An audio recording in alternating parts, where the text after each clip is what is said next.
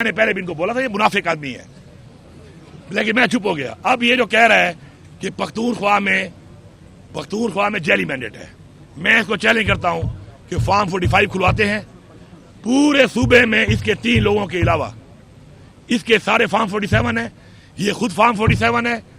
اور میں یہی بتانا چاہتا ہوں پوری قوم کو کہ مولانا صاحب اندر سے ابھی بھی ملا ہوا ہے، اور یہ جو باتیں کر رہا ہے وہ مولانا صاحب میں تیری اوقات دیکھنا چاہتا ہوں. تو تکڑا ہو جا، تو آگے گرا لے. تیری تکلیف کا مجھے اندازہ ہے.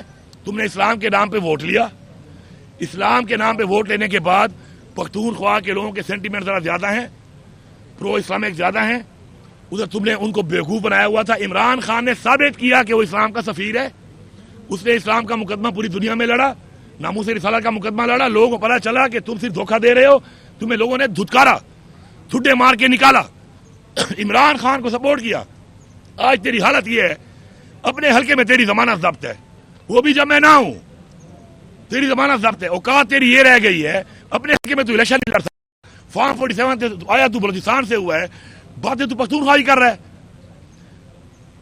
تو بیٹھا ہے جہاں پر اس وقت، تو خود فارم 47 پہ ہے، تو جیلی مینڈیٹ کی بات کر رہا ہے. اچھا ایک اور کام بھی کر لیتے ہیں. مولانا صاحب کہتے ہیں نا جیلی مینڈیٹ ہے. میں ابھی آج پھر چیلنج کرتا ہوں مولانا صاحب، آپ کو پہلے میں نے ہرایا غیر موجودگی میں، پھر میرے بھائی نے ہرایا. آج یہ تمہیں چیلنج ہے، ہر پولنگ پہ استعفیٰ دے گا تو اور میرا بھائی. تو جیت گیا میں سیاست چھوڑ دوں گا، تو سیاست چھوڑے گا، تو نماز پڑھائے گا. اس کے بعد پتہ نہیں تیرے پیچھے نماز بھی ہوتی ہے کہ نہیں ہوتی، جنازے پڑھائے گا، وہ پتہ نہیں ہوتا ہے کہ نہیں ہوتا. اسے کوئی بلائے گا بھی نہیں. اس چیلنج کو قبول کرنے کی دم ہے، ضرورت ہے مولانا صاحب، آ جاؤ. اور میں سارے ٹی وی چینلز کو لائیو کوریج دوں گا. نہیں ہے کوئی 300 کتنے پولنگ ہے نا، کیمرے لگاؤں گا. پھر ضمانت ضبط ہے اس کی، ورنہ اگر یہ واقعی مفتی صاحب کی اولاد ہے تو یہ چیلنج قبول کرے گا، اس کا جواب دے گا. لیکن یہ پتہ پھر کیا بولے گا، یہ غیر سیاسی باتیں ہیں، یہ غیر جمہوری باتیں ہیں. اب اللہ کا واسطہ ہے اس عمر میں کلمہ حق پڑھ لے مولانا صاحب، میں اتنا کہوں گا، باقی آپ بات کر لیں.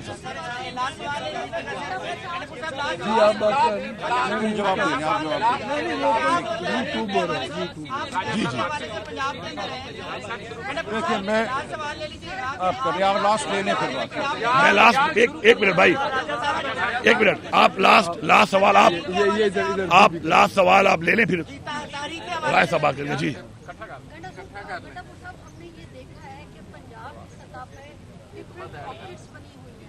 آپ لوگ کے جتنے بھی جماعت کے لوگ ہیں ان کے آپس میں رفت ہیں، مسائل ہیں ان کے آپس میں.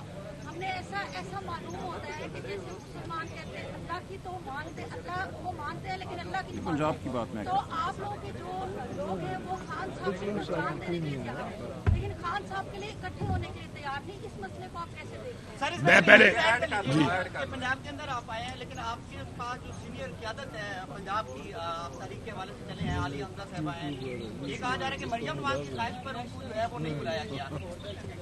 پہلی بات تو یہ پنجاب کا تو جواب دے دیں گے راجہ صاحب، ایسی کوئی بات پہلے تو ہے نہیں. دوسری بات میں اوور آل بات کرتا ہوں پارٹی یونٹی کے اوپر. دیکھیں ہماری پارٹی میں اس میں کوئی شک نہیں ہے کہ قربانیاں بھی بہت زیادہ دیں، اور جب پارٹی بہت بڑی ہو جاتی ہے تو آپس میں اختلافات آ جاتے ہیں. لیکن اس میں بھی میں کام کر رہا ہوں. اور کل میں نے جو بڑی ایک واضح بات کی ہے رات کو، وہ یہ تھی کہ ہمارا مقصد ایک ہے، ہمارا نظریہ ایک ہے، ہمارا لیڈر ایک ہے، ہماری پارٹی ایک ہے. تو اس وقت وہ فیصلے جو عمران خان صاحب نے کرنے ہیں ان کی رہائی تک اس کے اوپر ایرسو کی ٹانگیں نہ کھینچو. یونٹی کے ساتھ فوکس کرو، اپنا مقصد حاصل کرو. عمران خان صاحب جب باہر آئیں گے، عمران خان صاحب کا اختیار، ان کے فیصلے وہ خود کر لیں گے. باقی جو آپ نے بات کی ہے ڈیٹیل میں پنجاب کی یہ بات کر لیں گے، ایسی کوئی بات نہیں ہے. انشاءاللہ ہماری پارٹی یونائٹڈ ہے. ایک گھر میں اختلافات ضرور ہو سکتے ہیں، لیکن ہم ایک گھر ہیں، ہم ایک فیملی ہیں. اختلافات ضرور ہو سکتے ہیں لیکن انشاءاللہ ہم مضبوط ہیں، مضبوط ہو کے کھڑے ہیں. اور اب یہ طریقہ جو ہم دوبارہ شروع کر رہے ہیں تو اس میں پہلا جو میسج ہے ہمارا، اور جو پہلی بات ہے جو کل میں نے کی ہے وہ یہی کی ہے کہ اس میں پہلے ہم نے اندر خود یونٹی پیدا کرنی ہے، اس کے بعد ہم نے آگے بڑھ کے دشمن کا مقابلہ کرنا ہے. شکریہ. قاسم اور سلیمان کی پاکستان واپسی کو لے کے حکومت بہت سکتی ہے کہ عمران خان کے بیٹے پاکستان آ رہے ہیں یا نہیں آ رہے ہیں، اور اگر آتے ہیں تو کسی میں لینڈ کریں گے یا اسلام آباد میں؟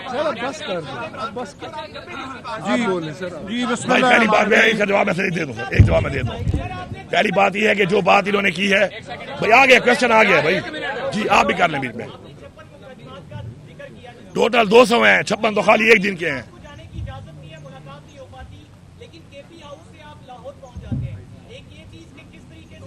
کیوں کیا لاہور پاکستان میں نہیں ہے؟ خیر تو ہے یار، میں صوبے کا وزیر اعلیٰ ہوں. تو آپ نیکسٹ ٹائم آپ کے گھر آ جاؤں گا، آپ ہمت کر لینا، پروگرام کر لینا، ہمت کر لینا. پھر نہیں آپ دعوت دو پی ٹی آئی کے پروگرام. ایک منٹ یار، آپ پی ٹی آئی کے میں اس کا جواب دے دوں یار. Sensible let's stay on sensible questions. اس کا جواب امپورٹنٹ ہے پلیز. آپ کا بھائی جان سن لی ہے میں نے بھائی، سن لی ہے. جہاں تک بات ہے عمران خان کے بیٹوں کی، دیکھیں عمران خان کے وہ بیٹے ہیں، پاکستان ان کا ملک ہے اور ان کا پورا حق ہے کہ وہ پاکستان آ بھی سکتے ہیں اور پاکستان آئیں گے، ہم ان کو ویلکم بھی کریں گے. جہاں تک بات ہے سیاست کی، سیاست انہوں نے نہ اعلان کیا ہے نہ شروع کی ہے. اور اس سے آگے کی بھی ایک بات کرتا ہوں کہ اگر وہ سیاست کرتے بھی ہیں تو بھائی یہ میرا مسئلہ ہے، یہ نون لیگ کا مسئلہ نہیں ہے، پیپلز پارٹی کا مسئلہ نہیں ہے. جب مجھے وہ قبول ہیں تو تم کون ہو؟ پہلی بات. لیکن ایسی کوئی بات ابھی آئی بھی نہیں ہے. جہاں تک ملک آنے کی بات ہے اور یہ کہہ رہے ہیں کہ ہم ان کو نہیں آنے دیں گے، تو اسے اندازہ لگا لیں کہ یہ ملک جا کس طرف رہا ہے کہ ایک بندہ اپنے ملک میں نہیں آ سکتا کیونکہ یہاں پر حکومت جو ہے اس کو الاؤ نہیں کرے گی. وہ یار یہ حکومت ہے. میں ایک آخری میسج دے رہا ہوں، اللہ تعالیٰ کو آج پسند ہے اور یہ فرعونیت کی جو ایک پالیسی لوگ اختیار کر لیتے ہیں. فرعون کا حال تاریخ میں دیکھ لو، جو اس کا حال ہوا تھا ان کا وہی حال ہونا ہے. جی آپ بات کریں یار. بتا دیا بھائی یار، میری یار سنو یار، ایک بات بار بار نہ کرو نا. آپ کو بتا دیا ہے عمران خان نے جو اعلان کیا ہے. عمران خان نے کہا کہ تحریک کو دوبارہ شروع کریں محرم کے بعد، 5 اگست تک پیک پہ لے کے جائیں. اس پہ ہم نے کام شروع کر دیا ہے. 5 اگست تک وہ پیک پہ جائے گی. کتنی پیک پہ ہم لے جا سکتے ہیں اللہ ہمیں کامیابی دے انشاءاللہ. آپ سب ہماری مدد کریں گے اس میں کیونکہ یہ جنگ پاکستان کی ہے.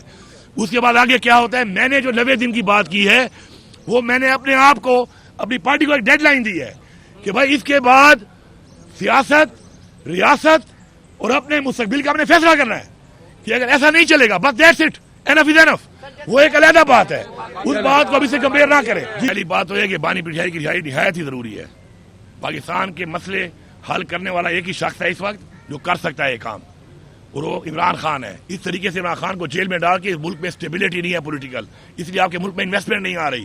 پوری دنیا نے آپ کے الیکشن کو مانا ہی نہیں ہے کہ آپ نے مینڈیٹ چوری کیا ہے. تو ایسے حالات میں ملک آگے جا ہی نہیں سکتا. تو یہ بالکل یہ رہائی نہایت ہی ضروری ہے. دوسری بات جو آپ کہہ رہی ہیں کہ جو مسائل ہیں، مسائل کس کے پیدا کرتا ہے یہ تو بتائیں نا. مسائل پیدا کس سے کرتا، کون ان مسائل کی جڑ بنا ہوا ہے؟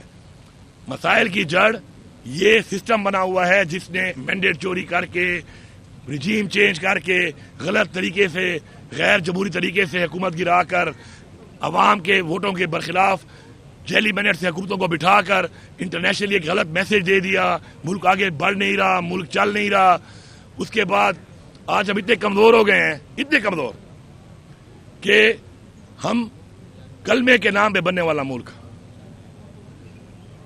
اسلام کے نام پہ بننے والا ملک، آج ہماری یہ حالت ہے کہ کہیں مسلمانوں پہ جبر ہو، ظلم ہو، ہم کھل کے بات بھی نہیں کر سکتے، کھل کے بات بھی نہیں کر سکتے. تو ہماری خودداری ختم کر دیا ان لوگوں نے. ہماری خودداری ختم ہو چکی ہے. ہماری خودداری کے اوپر کوئی کمپرومائز نہیں ہے، خود مختاری پہ کوئی کمپرومائز نہیں ہے. ہم نے طریقے چلائی ہیں، ہم کوشش کر سکتے ہیں. فیصلہ اور صلہ اللہ تعالیٰ دیتا ہے. ہم بھرپور کوشش جاری رکھیں گے، ہر حد تک جائیں گے انشاءاللہ. اور میں آپ کو یہی بتا دوں کہ حضور پاک صلی اللہ علیہ وسلم جیسی ہستی بھی جو اللہ کے محبوب اور اللہ کا پیغام لے کے آئے تھے، ان کو بھی کتنے سال لگے اور چند سو لوگ مسلمان ہوئے صرف. لیکن پھر ایک وقت آیا کہ جب لوگوں نے دیکھا کہ حق اور اللہ کا پیغام لے کے آئے ہیں تو اسلام پوری دنیا میں پھیل گیا. پھر کیا ہوا؟ ہم مسلمانوں نے ان کا راستہ چھوڑ کر ہم کسی اور راستے پہ چل پڑے. آج پھر مسلمان پوری دنیا میں ان کو مارا جا رہا ہے، مار کھا رہے ہیں. تو ہمیں अपनी इस्लामी तारीख सीखना पड़ेगा।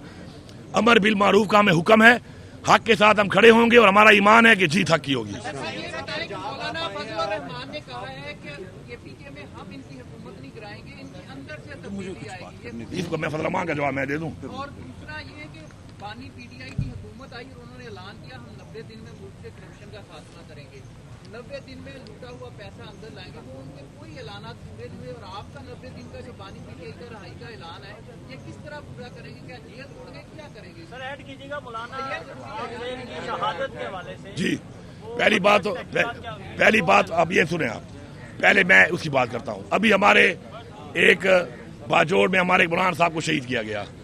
आप देखिए उसका बेटा क्या नारे मार रहा है। वो सीखो, अक्ल के दरवाजे खोलो। आप देखो उसका बेटा खड़े हुए क्या नारे मार रहा है।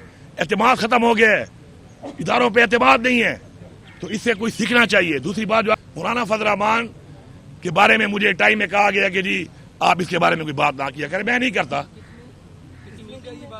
हमारी पार्टी ने कहा कि जी आप उससे बात ना करें, बीच में हमारे साथ भाई वो हमारे अलायंस में आएगा।